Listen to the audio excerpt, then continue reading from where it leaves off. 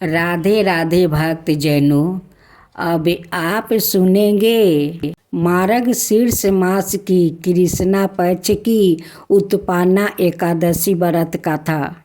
एक समय युधिष्ठिर ने भगवान से पूछा था कि एकादशी व्रत किस विधि से किया जाता है और उसका क्या फल प्राप्ति होता है। उपवास के दिन जो क्रिया की जाती है, आप कृपा करके मुझसे कहिए। यह वचन सुनकर श्री कृष्णा कहने लगे, हे युधिष्ठिर, मैं तुमसे एकादशी के व्रत का महात्म्य कहता हूँ, सुनो। सबर प्रथम हेमंत ऋतु में मार्ग शीर्ष कृष्णा एकादशी से इस व्रत को प्रारंभ किया जाता है। दशमी को संध्या काल भोजन के बाद अच्छी प्रकार से दत्वन करें ताकि अन्न का अंश मुख में ना रह जाए। रात्रि को भोजन कदापि ना करे, ना अधिक बोले। एकादशी के दिन प्रात 4 बजे उठकर सबसे पहले व्रत का संकल्प करे। इसके पश्चात शौच आदि से निवृत्त होकर शुद्ध जल से स्नान करे। व्रत करने वाले चोर, पखंडी, पर स्त्रीगमी, निंदक, मीठा भाषी और किसी भी प्रकार के पापी से बात ना करे। स्नान के पश्चात धूप, दीप, नैवेद्य आदि 16 चीज़ों से भगवान का पूजन करे और रात को दीप दान करे। रात्रि में सोना या प्रसंग नहीं करना चाहिए। सारी रात भजन कीर्तन आदि करना चाहिए।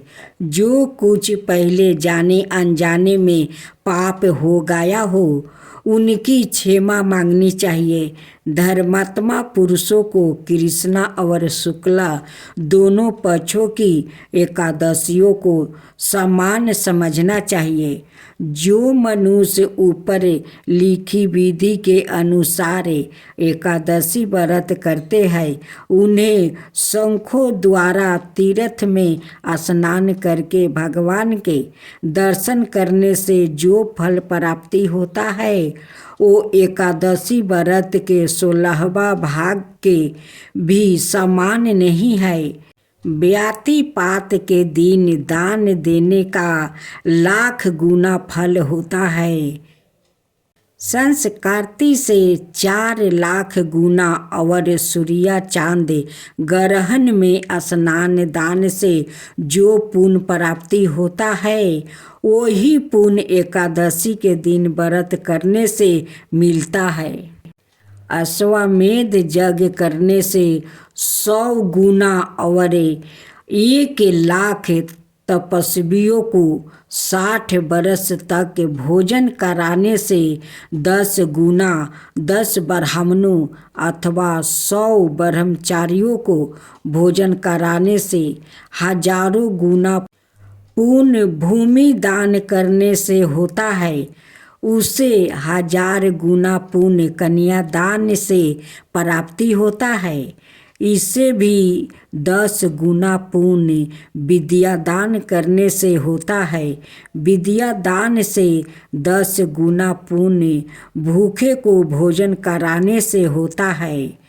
अन्न दान के समान इस संसार में कोई ऐसा कार्य नहीं जिससे देवता और पितरों दोनों तृप्त होते हो, परंतु एकादशी के व्रत का पुण्य सबसे अधिक होता है।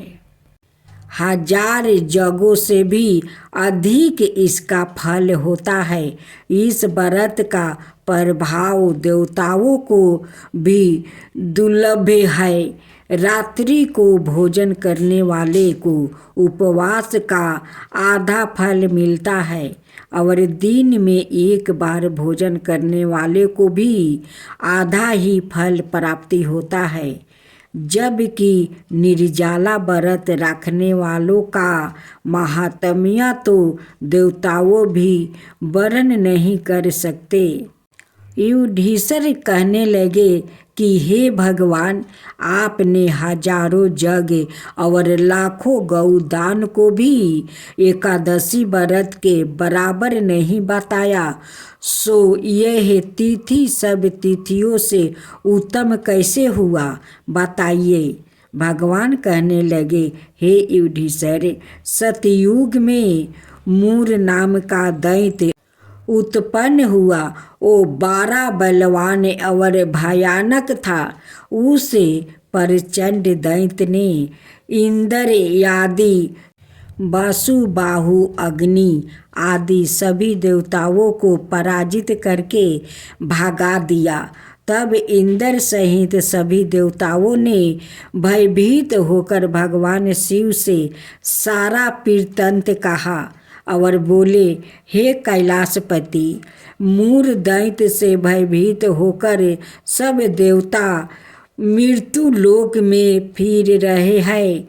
तब भगवान शिव ने कहा, हे देवताओं, तीनों लोकों के स्वामी, भक्तों के दुखों का नाश करने वाले भगवान विष्णु की शरण में जाओ।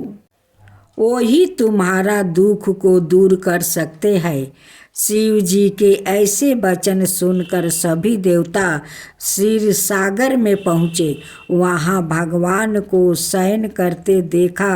हाथ जोड़कर उनकी स्तुति करने लगी कि हे देवताओं द्वारा स्तुति करने योग्य प्रभु, आपको बारंबार नमस्कार है।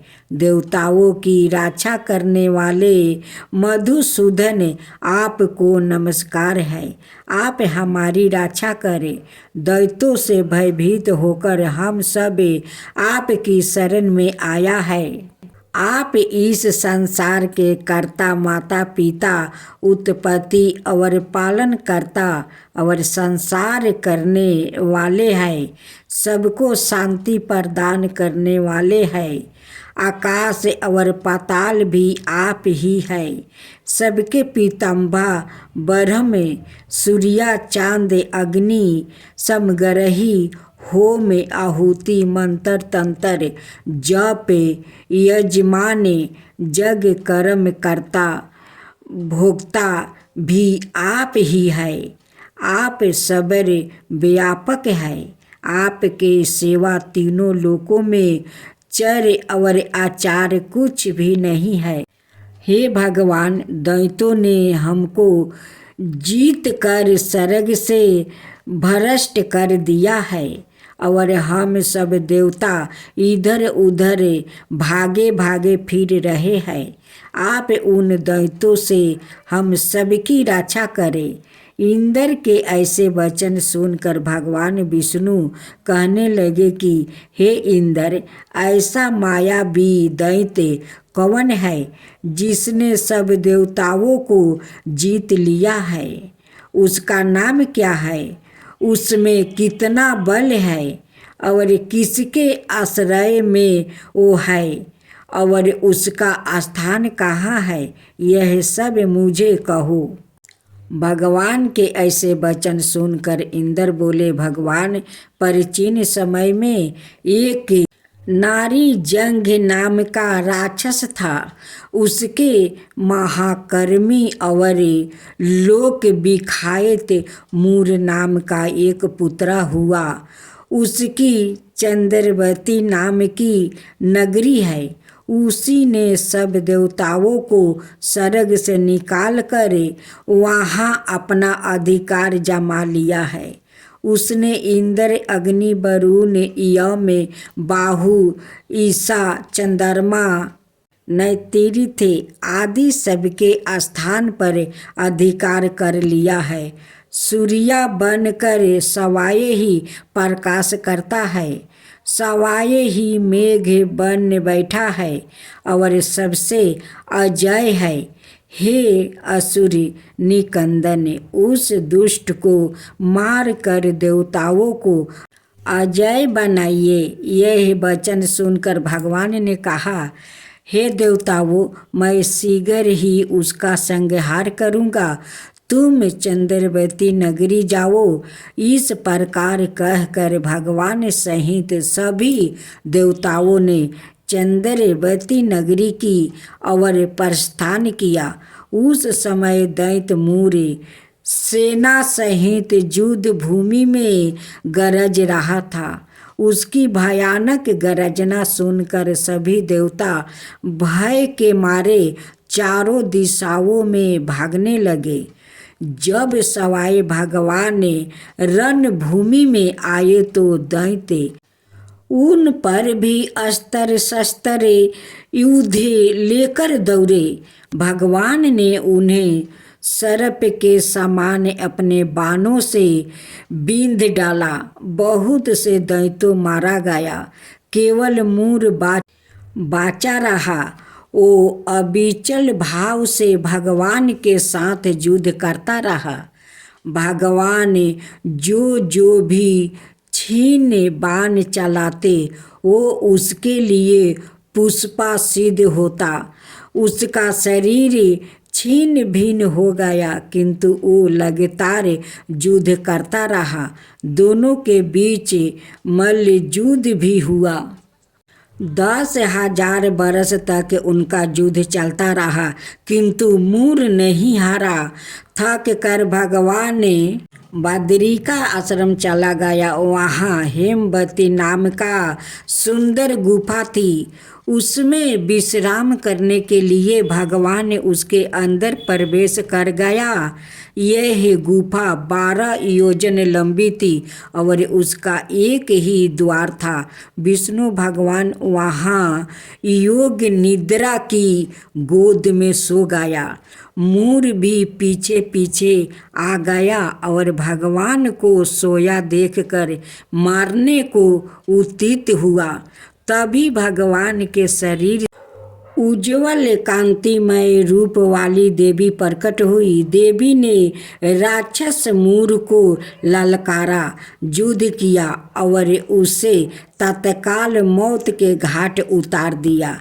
श्री हरि जब योग निद्रा की गोद से उठे तो सब बातों को जानकर उस देवी से कहा कि आपका जन्म एकादशी के दिन हुआ है, अतः आप उत्पन्ना एकादशी के नाम से पूजित होगी। आपके भक्त वही होगा जो मेरा भक्त है। अब सुने तुलसी माता की कथा।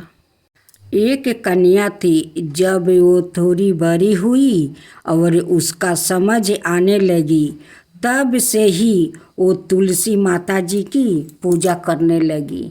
उसके प्रतिदिन का नियम था कि तुलसी माता जी का पूजा करने के बाद ही खाना खाती थी। जब वो कन्या शादी के लायक हुई तब उसके माता पिता ने उसकी शादी करवा दी। कन्या को उसके माता पिता ने दहेज में भी एक तुलसी का गमला दिया। ससुराल में वो प्रतिदिन सवेरे उठती ही पूजा करती, फिर उसके बाद ही खाना खाने बैठती थी। उसकी 2 जेठानियाँ थी। वो दोनों उसका मजाक उड़ाती थी कि बड़ी नियम धर्म वाली बनती है। उन दोनों को उनसे बहुत ईर्ष्या होती थी, इसलिए वो दोनों तुलसी जी का गमला छुपा देती। वो कन्या बड़ी मुश्किल से गमला ढूंढ कर लाती, अच्छे से पूजा करती और फिर खाना खाती। वो गमला ढूंढ कर ले आती तो एक दिन तो उसकी जेठानियों ने क्या किया कि गमला ही दूर फेंक दिया। कन्या ने खूब ढूंढा पर उसे गमला नहीं मिला। वो बहुत ही परेशान हो गई।